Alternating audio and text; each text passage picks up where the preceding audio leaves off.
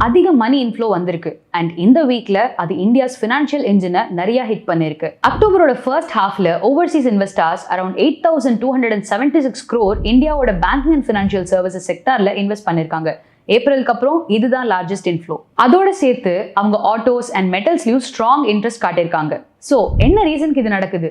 இந்த sectors recovery வேவ்ல right பண்ணிட்டு இருக்கு. பேங்க்ஸ் கிரெடிட் growth கியரப் ஆயிருக்கு, ஆட்டோஸ் ஃபெஸ்டிவ் டிமாண்ட்க்கு ரெடியா இருக்கு அண்ட் மெட்டல்ஸ்ல குளோபல் கமாடிட்டி பேக்கிங் இருக்கு அண்ட் குளோபல் இன்வெஸ்டர்ஸ் கொஞ்சமா இன்வெஸ்ட் பண்ண ஸ்டார்ட் பண்ணிட்டாங்க. உங்களுக்கு அது என்ன அர்த்தம்னா, மார்க்கெட்டுக்கு ஆப்பர்ச்சுனிட்டிஸ் இம்ப்ரூவ் ஆகுது, ஃப்ளோஸ் உள்ள வருது, வேல்யூவேஷன்ஸ் ரீசெட்ஸ் நடக்குது அண்ட் அண்டர் பிரஷர்ல இருந்த செக்மெண்ட்ஸ்ல ஆப்பர்ச்சுனிட்டிஸ் ஓப்பன் ஆயிருக்கு. பட் இதுதான் கேட்ச், அமௌண்ட் உள்ள வருது ஆட்டோமேட்டிக் வின்னர்ஸை கேரண்டி பண்ணாது. என்ன முக்கியம்னா, எப்படி உங்க போர்ட்ஃபோலியோ இப்போ பொசிஷன் பண்ணிருக்கீங்கன்னு தான். அண்ட் நீங்க பெனிஃபிட் ஆக அலைன் பண்ணிருக்கீங்களா இல்லைனா ஜஸ்ட் ஹோப் மட்டும் பண்ணிட்டு இருக்கீங்களா?